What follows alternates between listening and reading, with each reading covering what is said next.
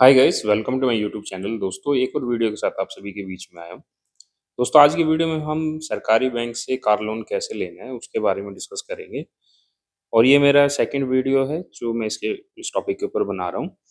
इससे पहले मैं ऑलरेडी एक वीडियो बना चुका हूँ। चलिए वीडियो को स्टार्ट करते हैं दोस्तों, कि ये मेरा एक्सपीरियंस किस तरीके से रहा, किस तरीके से मैंने जो है कार लोन अपना लिया है।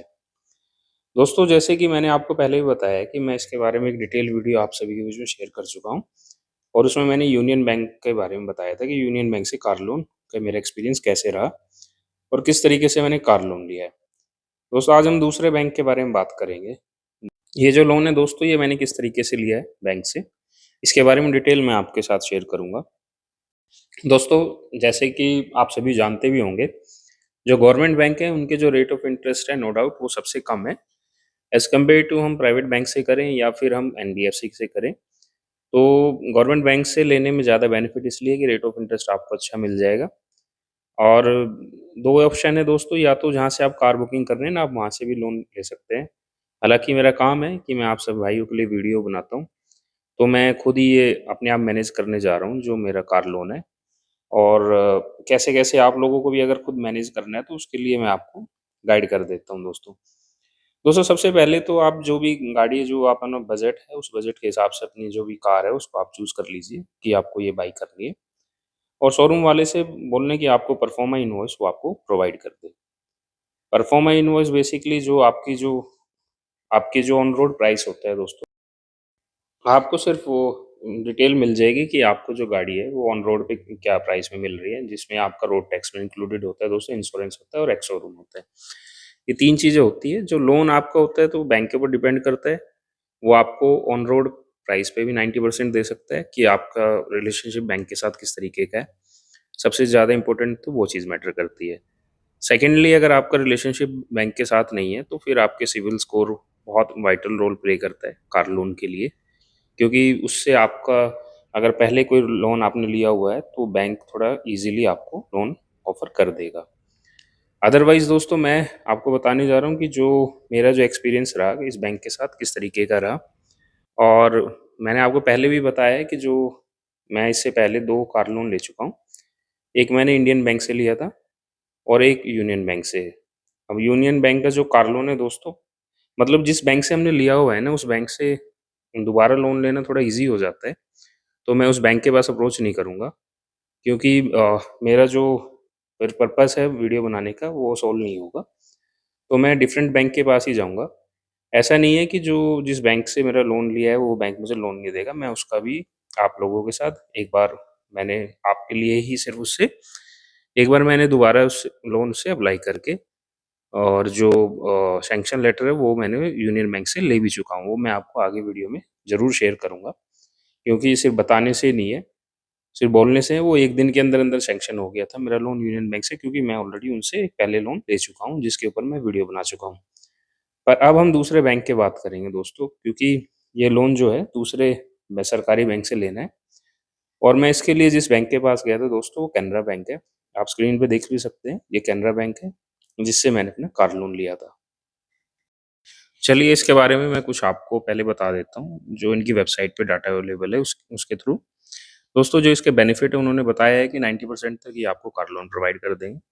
सेकेंडली, जो लोअर रेट ऑफ इंटरेस्ट है, जो प्रोसेसिंग फ़ीस है वो सबसे कम होगी। मेरे केस में 0 ही थी, प्रोसेसिंग फ़ीस चार्जेज़ कुछ नहीं लगे।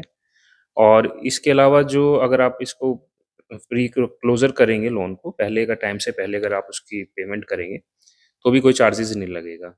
ये बेनिफिट तो दोस्तों डेफ़िनेटली इसके हैं, क्योंकि मैं इसी वजह से गवर्नमेंट बैंक को मैं प्रेफ़र्ड करता हूँ कि सबसे कम चार्जेज़ जो लगते हैं, रेट ऑफ इंटरेस्ट तो नो डाउट सबसे बेस्ट है ही है इनका। जो चार्जेज़ है वो भी कम ही लगते हैं। सेकेंडली, जो इनका रेट ऑफ इंटरेस्ट है दोस्तों, वो 2 चीज़ों पर डिपेंड करता है। नंबर 1 तो आपकी गाड़ी की वैल्यू क्या है। अगर 15 लाख से ऊपर है तो रेट ऑफ इंटरेस्ट 8.55 लगेगा स्टार्टिंग का। और उससे अगर कम है तो इनका जो रेट ऑफ इंटरेस्ट है दोस्तों, चेंज हो जाता है। वो भी 8.95 हो जाता है। दोस्तों, ये तो इंटरेस्ट रेट के बारे में जो मैंने आपको बताया है। और सेकेंडली, मैं आपको बता देता हूँ, इनका जो कैलकुलेशन है वो सिविल बेस्ड नहीं है, वो डिफरेंट है।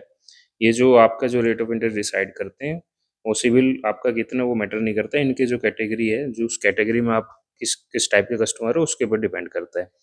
तो ये थोड़ा-सा डिफरेंट इनकी जो वर्किंग है, बट ये डेफ़िनेटली जो बैंक है मेरे को इसकी जो सर्विस है वो अच्छी लगी है। क्योंकि मेरे को वीडियो बनाना था दोस्तों और मेरा जो कार लोन अमाउंट था वो 15 लाख से कम था, जो मैंने इनसे इनसे लेना था। तो मुझे सिर्फ़ ट्राई करना था कि भई वीडियो बना के आप सभी भाइयों के साथ भी दिखाना था, शेयर करना था कि जो कार लोन है वो किस तरीके से हम ले सकते हैं। और दूसरा जो एलिजिबिलिटी क्राइटेरिया दोस्तों वो मैं आपको बता देता हूँ, जो सैलरीड पर्सन है उनकी 3 लाख मिनिमम ग्रॉस इनकम होनी चाहिए साल की। और जो आईटीआर जो लोग फिल करते हैं, जो सेल्फ एम्प्लॉयड है, उनका जो है ये बेसिकली जो 3 साल की कैलकुलेशन करते हैं और 3 साल की कैलकुलेशन में जो आपकी ग्रॉस इनकम है वो 2.5 लाख से ज़्यादा होनी चाहिए, तब आप एलिजिबल। अगर 2.5 लाख से कम आती है अगर आपकी ग्रॉस इनकम, तो लोन आपको नहीं मिलेगा। तो दोस्तों ये जो इनका एलिजिबिलिटी क्राइटेरिया है वो भी मैंने आपको बता दिया कि किस तरीके से आपकी इनकम को ये कंसीडर करते हैं। चलिए वापस वीडियो पे चलते हैं।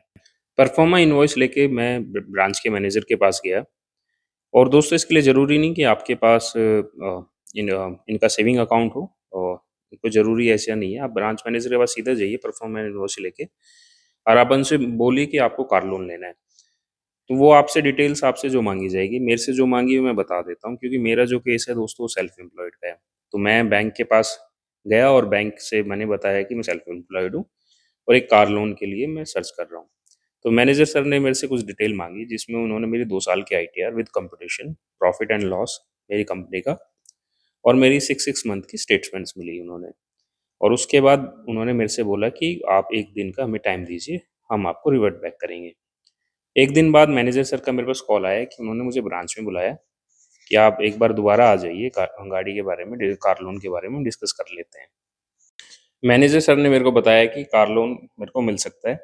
वहाँ पर उन्होंने कुछ बेसिक डिटेल्स मेरे से पूछी गई। मेरा मेरे साथ वो मेरे घर पे भी विज़िट करने आए कि मैं कहाँ रहता हूँ, उन्होंने वो भी देखा। और उन्होंने कहा कि जो एप्लीकेशन फ़ॉर्म है वो आपके घर पे ही फ़िल करेंगे, और मेरे घर पे उन्होंने आके एप्लीकेशन फ़ॉर्म को फ़िल किया।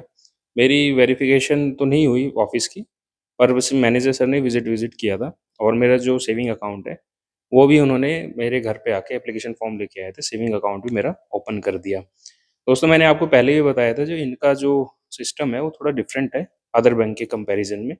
क्योंकि जो अदर गवर्नमेंट बैंक है, जैसे कि मैं यूनियन बैंक का अपना एक्सपीरियंस बता दूँ साथ-साथ में, वहाँ पर जो रेट ऑफ इंटरेस्ट है वो डिसाइड करते हैं कि जो हमारा जो सिबिल स्कोर कितना है। वहाँ पर जितना ज़्यादा सिबिल स्कोर होगा उतना ही कम रेट ऑफ इंटरेस्ट होगा।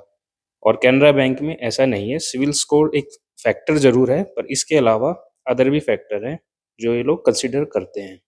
सिविल स्कोर में सबसे बड़ा जो फैक्टर है, जो ये लोग कंसीडर करते हैं, कि इनको 5 साल तक की जो आपकी क्रेडिट हिस्ट्री वो क्लीन चाहिए, अगर आपको टॉप मेन के रेट ऑफ इंटरेस्ट में आना है तो। मेरे कहने का मतलब, अगर 5 साल में कोई भी आपकी डिले पेमेंट नहीं होनी चाहिए, उसको ये लोग कंसीडर करते हैं। हर सरकारी बैंक डिफरेंट तरीके से काम करता है दोस्तों। प्लीज़ आप बिल्कुल ये मत समझना कि अगर स्टेट बैंक ऑफ इंडिया और कैनरा बैंक और यूनियन बैंक और इंडियन बैंक, इन सब की जो वर्किंग है वो सेम होगी क्योंकि ये गवर्नमेंट है, नहीं।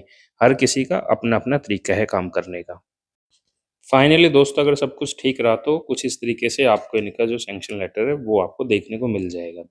आप स्क्रीन के ऊपर देख सकते हैं, मैंने आपको स्क्रीन पे दिखा दिया है मेरे को कैनरा बैंक का जो सैंक्शन लेटर है। अब दोस्तों मैं आपको यूनियन बैंक का भी सैंक्शन लेटर दिखा देता हूँ, क्योंकि जिन बैंकों से ऑलरेडी आपने लोन लिया हुआ है उनसे थोड़ा लोन मिलना आसान हो जाता है दोस्तों। दोस्तों आप स्क्रीन पे देख लीजिए, ये यूनियन बैंक का सैंक्शन लेटर है, जो एरो आप देख रहे हो मैंने लगाई भी हुई है। और इसमें आप देख लेना, जो मेरा 18th को मैंने पहले तो कैनरा बैंक से सैंक्शन लिया था, उसके बाद 20th को मैं यूनियन बैंक से लिया था, आप लोगों को दिखाने के लिए। दोस्तों एक वीडियो और मैं अभी अपलोड करूँगा कुछ टाइम बाद, क्योंकि काफ़ी टाइम से पेंडिंग चल रही है, कि आप जो सरकारी बैंक से होम लोन किस तरीके से ले सकते हैं। उस वीडियो में मैं आपके साथ शेयर करूँगा। और जो बैंक भी चूज़ करेंगे दोस्तों, स्टेट बैंक ऑफ इंडिया करेंगे, क्योंकि वो इंडिया का सबसे बड़ा गवर्नमेंट बैंक है। दोस्तों अगर आपको अभी भी कोई डाउट या क्वेरीज़ या आपको कोई प्रॉब्लम आ रही है गवर्नमेंट बैंक से कार लोन लेने में, तो मुझे कमेंट बॉक्स में आप कमेंट कर देना दोस्तों, मैं डेफ़िनेटली आपको जवाब दूँगा। और अगर आपको वीडियो अच्छी लगी तो प्लीज़ इसको लाइक करना, मेरे चैनल को सब्सक्राइब करना दोस्तों, नोटिफ़िकेशन बेल को ज़रूर ऑन कर देना। अगर आप चाहते हैं कि मैं आपकी कार लोन में हेल्प करूँ और किस तरीके से आपको कार लोन मिल सकता है, तो मुझे आप एक बार प्लीज़, अगर चाहें तो आप मुझे ईमेल कर सकते हैं, ईमेल आईडी मैं आपको कमेंट बॉक्स में डाल दूँगा। और किस तरीके से बैंक चूज़ करना है, किस बैंक में आपको फ़ाइल लगानी चाहिए, वो सारी डिटेल मैं आपको प्रोवाइड कर दूँगा दोस्तों।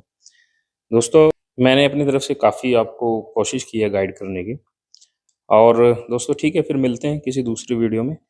तब तक के लिए अपना ध्यान रखना दोस्तों। Thank you so much video and तक देखने के लिए।